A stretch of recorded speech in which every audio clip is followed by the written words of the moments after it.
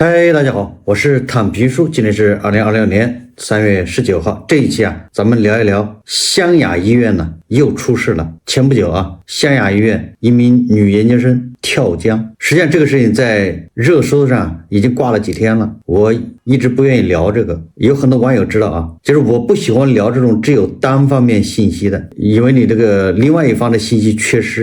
然后你通过单方面的信息，你很容易翻车，很容易先入为主。而单方面他都是拿对自己有利的东西来说，对吧？所以说很容易误判，所以我一般不喜欢聊这种只有单方面信息的这些东西。但是我今天为什么要聊这个呢？一个我看胡一静老师也聊了，然后这个联合早报他也刊登一篇文章，叫湘雅医院研究生跳江的背后，所以我才仔细的把这个事情来龙去脉看了一遍。我在这个之前我是不看的我刚才已经说了，我对这个我不想聊这个，因为说实话，在我聊之前就是在我看这个信息之前，我只看标题我就感觉这个学生恐怕有问题，我就脑子里面已经产生这种印象了。因为作为我来说，我是没有办法理解，就是你受再大的委屈，再大的冤屈，再大的压迫，再大的这种针对，我也不会选择一走了之，要么反抗，要么我惹不起我躲，对吧？要么不行我装死。但是说选择这么决绝的，对吧？离开这个世界，那我是理解不了这个的所以我一旦看到这个，我就认为是这个走的这个人恐怕自身有问题，这就是我的第一印象。所以我在这个没有更多的信息之前，我是不愿意聊这个话题，聊就对这个走的人不利。但是今天呢，我看那个胡一静老师说这个，又看到联合早报这个事情还不小，所以咱们也是捏着鼻子来看一看。联合早报说他说位于湖南长沙的中国中南大学湘雅医院上周发生命案，一名女研究生坠江身亡，随后爆出内幕，进一步引爆舆论。这个湘雅医院不是第一回出事，我记得他前面还有一个医生，也是个研究生是吧，在那儿实习，完了之后那个研究生就非说自己掌握了什么，反正这个湘雅医院的是什么内幕秘密，完了之后遭到报复，最后乱七八糟的好像从楼上跳下来了吧。后来家里人就一直就说这个是被迫害致死。我记得我做过节目，我得出结论就是他精神有问题。这也是为什么我不愿意聊这种话题的原因，就是我一看肯定就是精神有问题所以这个女研究生我们接着往下看，又是湘雅医院。中南大学和湖南省卫生健康委员会联合调查组星期一就3月16号通报，2023年孙姓研究生上周六就14号晚9时57分离开宿舍后失联，当晚被发现在橘子洲大桥坠江，隔日下午4时被打捞上岸，已无生命体征。他这个词儿用的挺讲究的叫坠江、坠楼、高坠，但他没有说跳江。这个坠江也就是你有很多种解释就也可能是一失足掉下去的，坠落嘛，那跳呢就是主动的，对不对？也跳江。坠江也有可能被别人推下去的，就是说你去理解吧，这叫汉字的博大精深。据多家媒体报道，网络流传疑似孙姓研究生坠江当晚在微信群组发布的签字遗言，控诉被古姓导师长期压榨，称此生最后悔的事就是保研选择湘雅医学院，选择古作为他的研究生导师。他在遗言中指出不仅导师给的任务严重影响他的住院医师规范化培训叫规培工作，他还要替导师完成对方的工作，并承受对方无论时间地点的训斥。后来另一名医院代教老师加入混合双打，让两头挨骂，睡不上觉的他不堪重负。孙姓研究生在遗言中还揭露，他曾尝试过跳楼轻生，结果被救下后马上被丢进湘雅2医院精神科，吃着精神病药物，还得继续临床工作。出院后他被反复拉去审问，要求签各种保证书、免责书，且被反复训斥。那么网上流传一个这种截屏群聊的聊天记录，是2026年3月14号的这个孙姓研究生那个网上名字叫猫猫要吃香香饭，我把它看了一下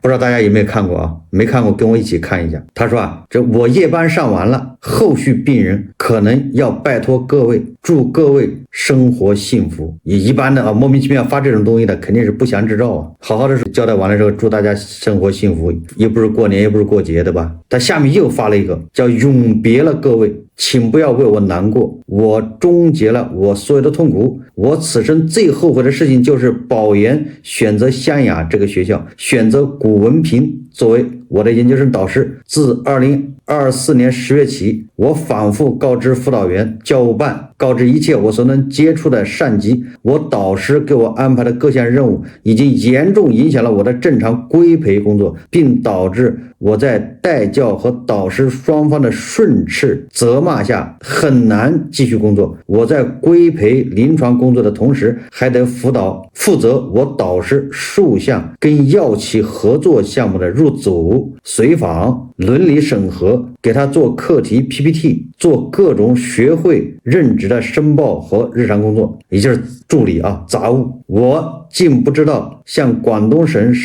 自然课题这样的重点项目，最后可以落到我这样研究生手上审核。我的导师性格急躁，一有事情竟然没有达到预期，就会无论时间地点训斥，甚至出现我因主任查房无法接听电话，直接打到办公室发火，让值班医生叫我滚过去处理的事情。我需要在倒白夜班的同时跟我导师门诊，经常导致睡不上觉，一听到电话铃就害怕。4月曾秋明带教加入，混合双打，更是让我不堪重负。然后他就说，我理解他个人因为婚姻问题情绪不稳定，也理解我因为事业机构与临床白班工作时间高度重合，导致我经常因完成导师任务在临床缺席是很不合适的，但是我没有办法，横竖都是挨骂。就是他写的我看着不太懂啊，他是不是他的研究生导师叫这个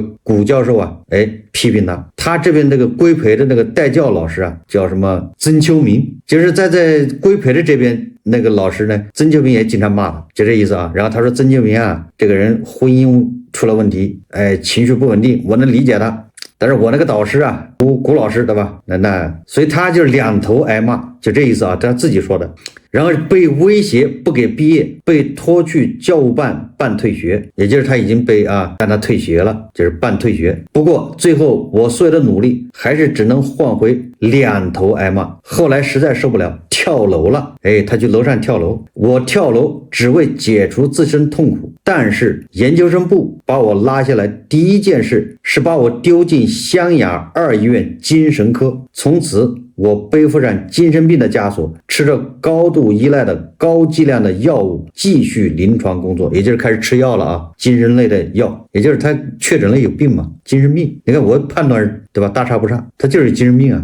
精神有问题啊。教务办导师不断问我为什么别人没事我有事，反复叫我反省自己，但是我真的想不出我到底做错了什么。可能正如他们说的，本身就有精神病吧。我出院后没有获得关照，只是反复被拉去审问，签署各种保证书、免责书，反复训斥，让我反思。我真的反思不出什么了。在出院后长达半年的时间中，每一次谈话都在说不谈过去，每一次给我开药都在说你的经历已经对脑部产生了不可逆的创伤，也就是他的精神问题越来越严重，不可逆，一直在吃药。我觉得非常讽刺。最后我想恳求湘雅在后续的生命中放过我的父母，放过我的其他带教，放过我的同学，他们一直在帮助我，拯救我，不是像之前他们推脱的那样。我的问题是原生家庭临床压力导致。我热爱神经医学、神经病学，从不后悔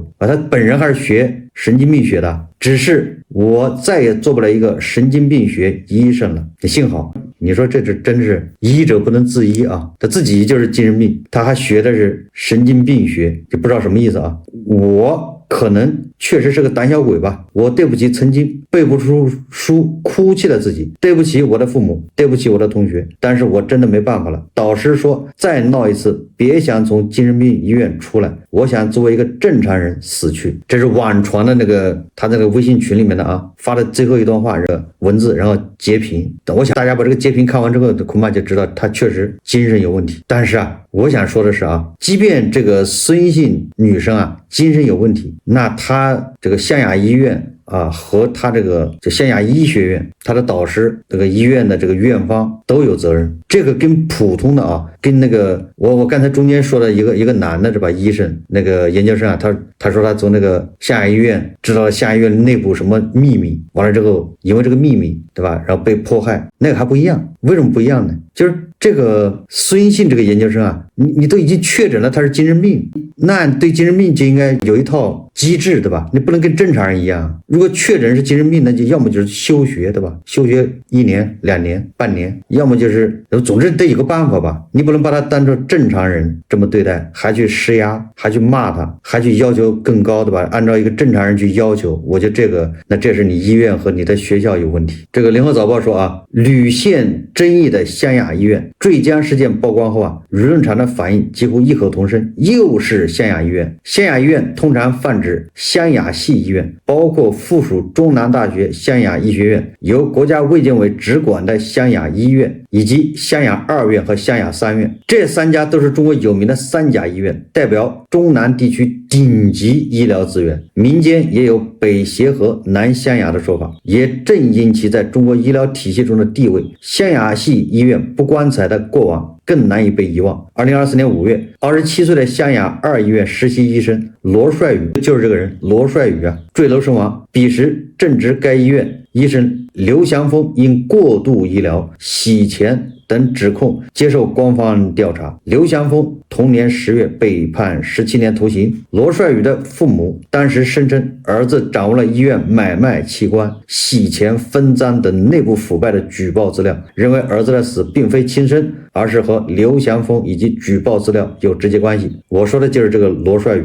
因为罗帅宇这个你医院和学校你还情有可原，说我不知道他精神有问题，但是这个孙姓这个女生这精神有问题已经确诊了对吧，而在精神科接受治疗，还在吃药，所以这里面有问题说虽然官方在事后1年后发布4000多字的详细通报，否认相关指控，并暗示罗帅宇是因学业压力而自杀，但不少网民对此并不买账，认定事件背后黑幕重重。此外，湘雅系医院近几年也爆出某领导接受业务来往单位安排的女性陪侍过程中，导致女陪侍心脏骤停，医生过失导致2名医患死亡，以及伪造医疗文书、绩效分配、暗箱操作等黑料。我觉得湘雅医院最大的不是这个那都是传言不是真实性。我记得是柬埔寨吧，柬埔寨不是有一次这个泰国跟柬埔寨对吧打仗的时候，那柬埔寨喊话，然后柬埔寨什么生命科学院说列出这个合作单位，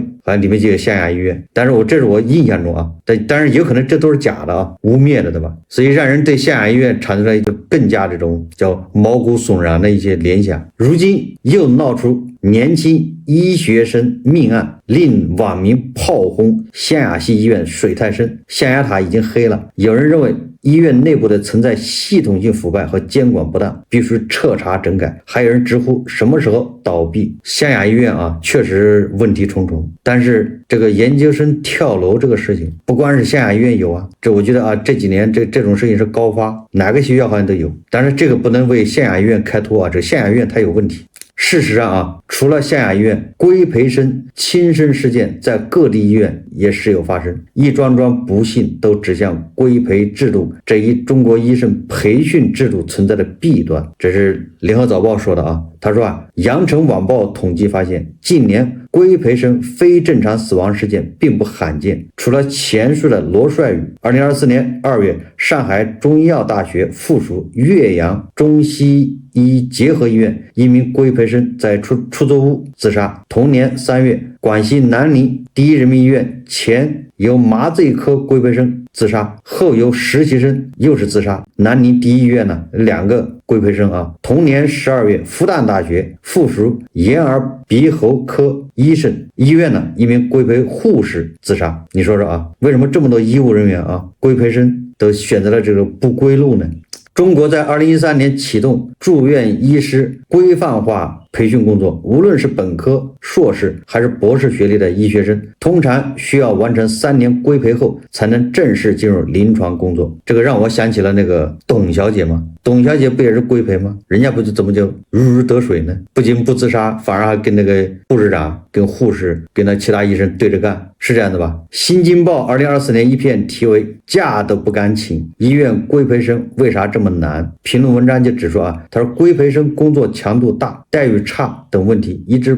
饱受诟病，这个群体面临来自学校导师、医院带教医生等多方的巨大压力。羊城晚报引述一些规培生抱怨自己是免费劳动力、免费跑腿怪、免费背锅侠、免费育儿师，还有规培生认为自己整天就是写病历，学不到真正的技术。近年来，各界持续讨论改进医院规培制度，包括完善规则、合理减负、提升待遇，还有人呼吁政府出台补助政策照顾规培生等，但实质性的变化似乎迟迟没有落地。而鉴于法律规定、国际行业准则和行业刚需等多种原因，规培制度作为医学生出师必经之路的地位，短期内难以被撼动。这个联合早报说的是医院规培生这个制度啊，这个制度因为我对医院也不了解啊，我觉得这个规培生有没有必要呢？肯定是有必要的，毕竟是治病救人呐。你说你把课本上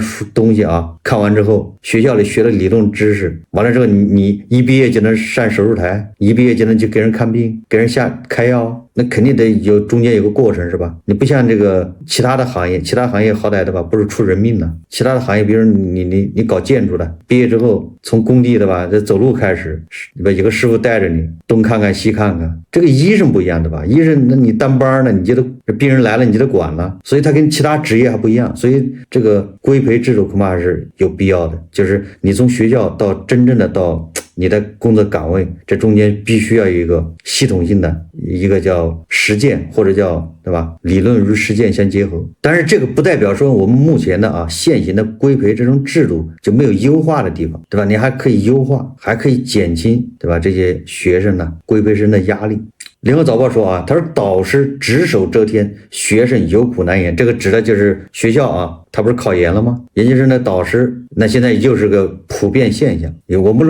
能说所有的研究生导师都这样但是研究生导师把学生当做自己的这个免费的工人，这个是常见的吧？这个叫司空见惯。从更广泛的层面看，森信研究生坠江事件暴露出高校研究生导师愈发不受控的权利。在当前中国学术生态中，高校导师掌握着学生从论文学分到毕业前途的生杀大权，学生为了能顺利毕业，往往对导师有求必应，言听计从。今年2月，四川大学机械工程学院多名研究生和博士以长达83页的证据资料实名举报导师长期以延期毕业、传行业封杀、施压、威胁和辱骂学生。这名导师已被停止研究生招生资格。2024年，北京邮电大学15名研究生联名举报导师逼迫他们做大量与科研无关的杂物，如取快递、接送孩子，并伴有言语辱骂，还有买早点的嘛，对吧？还有什么打水的，这多了去了。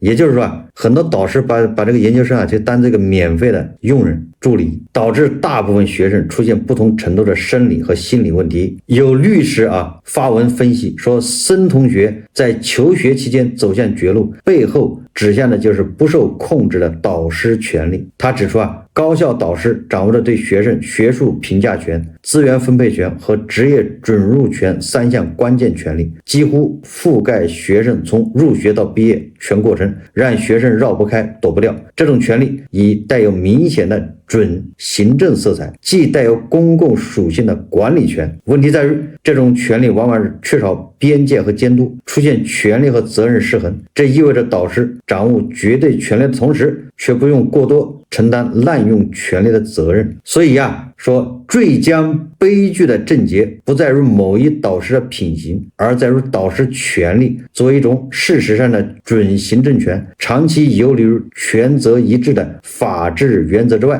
他指出，必须从3方面为导师权力划定清晰的边界，才能避免类似悲剧的重演。一是权力轻划单，明确导师的具体权限；二是程序正义化，即建立独立于导师的院系学生申诉渠道；三是责任实质化，即对导师滥用权力建立明确的问责机制。周兆成说只有当权力的边界被照亮，学术的殿堂才不会有被黑夜吞噬的灵魂。憾事已然发生，眼下相关调查仍在进行，社会期盼真相能够水落石出的同时，也心知肚明悲剧的诸多因素由来已久。当一个系统不断发出触目惊心的红色警报，人们难免要问，对这个系统的信任还能承受几次冲击？这是联合早报说的我觉得联合早报这个评论还是比较客观的。这个坠江的事件我认为主要原因是这个孙姓这个学生他还是有精神方面的疾病，但是放任这种事态的发展，那是学校和医院的责任。就是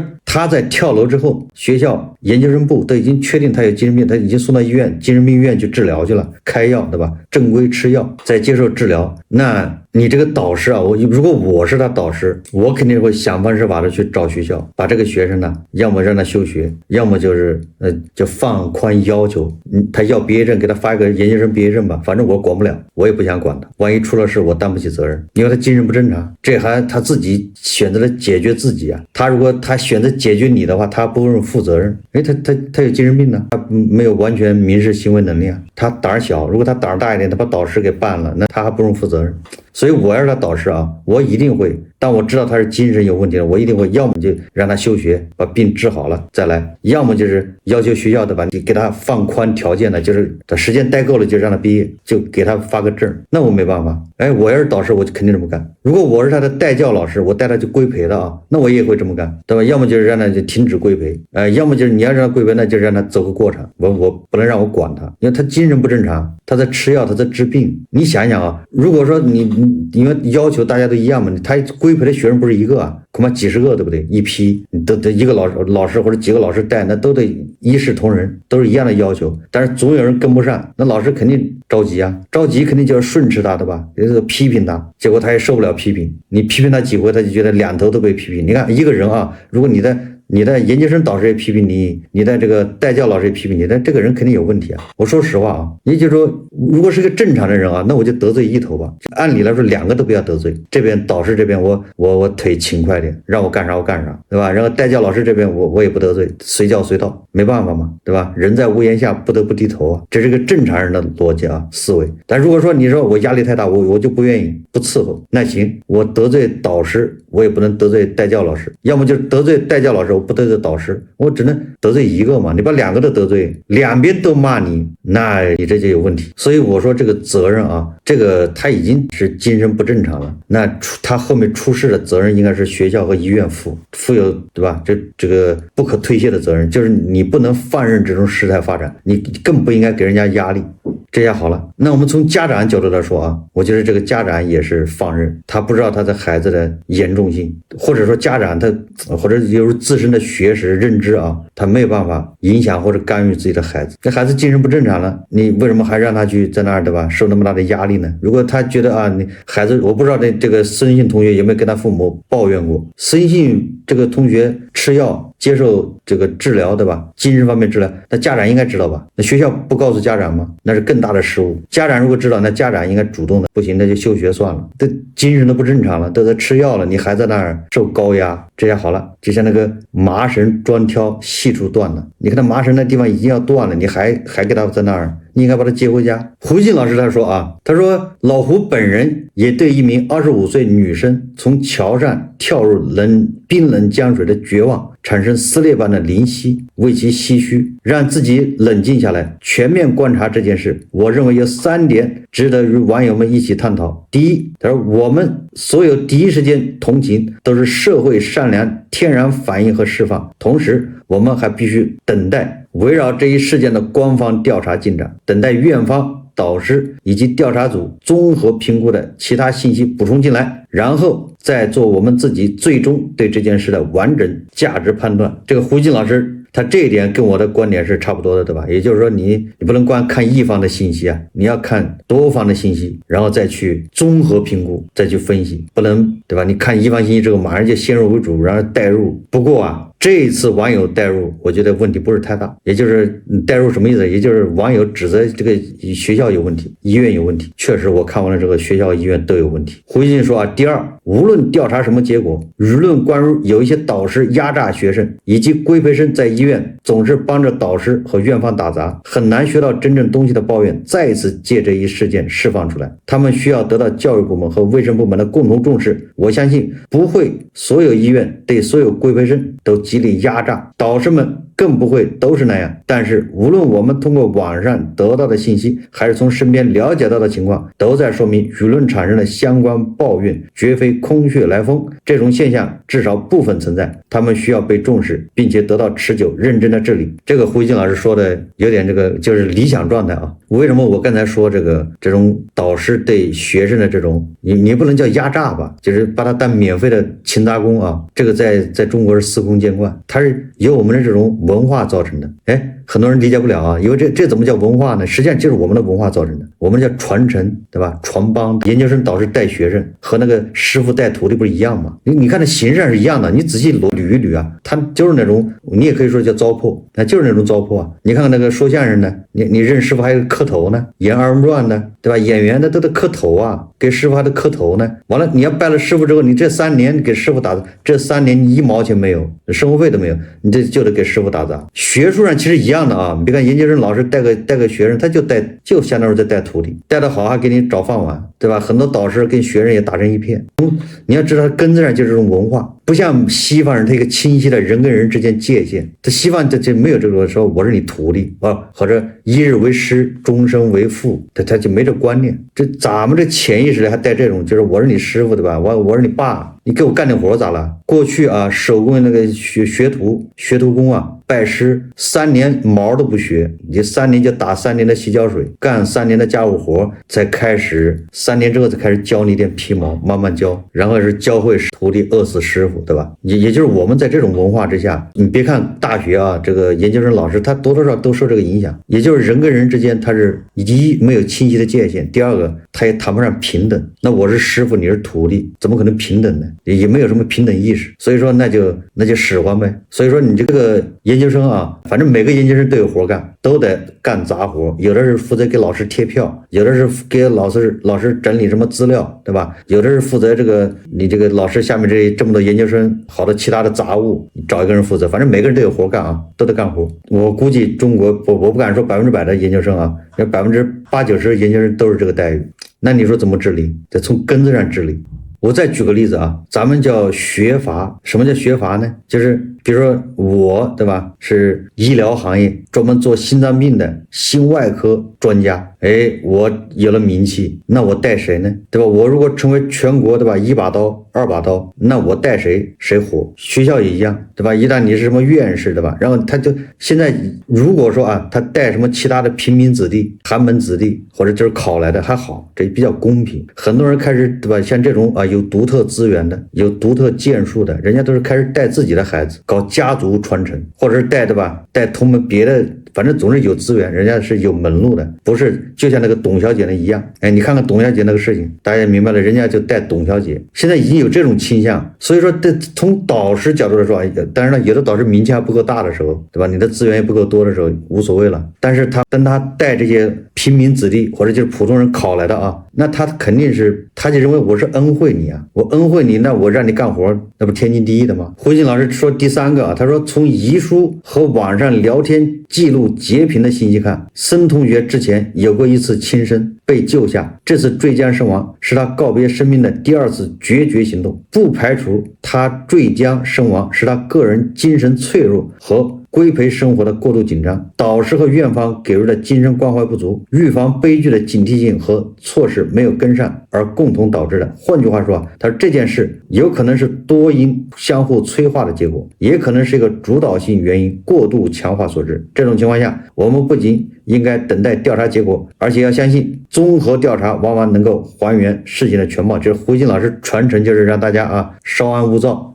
要等官方的通知，官方通知一出来就叫一锤定音，盖棺定论，然后鼓鼓掌就好了。这是胡鑫老师的这个总基调，就这意思说孙同学在风华正茂的时候结束了生命，这是他个人的悲剧，也暴露了我们社会预防轻生发生的又一个漏洞。他这个说的在理社会是无法理想化的，但是每一起轻生都应当是一个严厉的诘问和鞭策。难道我们不应该把事情尽量做得更好一些吗？说的太对了在他最后这句话说在理也就是说这个事情呢，如果你想评论的话，你先把你假设对吧，你是研究生导师，你是那个他的导师，你该怎么办？你再假设你是他那个叫什么代教老师，你该怎么办？你会怎么办？面对一个精神病人，你即便不批评他，不给他施压，对他不严格要求，他也可能会出其他问题，对吧？他一样会受刺激。所以最后我想说的是这个事情还是反映出咱们整个社会对精神病人关注的不够，还是一种轻视，总认为精神病人无所谓，对吧？吃点药就好了，有的甚至药都不吃，有的甚至都不知道自己有精神病，最后酿成悲剧之后就开始都是别人的问题，找别人的责任。所以我个人认为因为在当下这个经济大背景下，经济越来越差，人人压力都特别大，人人压力大，卷的就越来越厉害，卷的越来越厉害，那对吧？精神脆弱的人，那他承受的压力更大，有抑郁症的对吧，或者精神方面有问题的，那压力更大。恰恰这种时候我们全社会都应该重视精神方面的疾病，不要到悲剧发生了那个时候才开始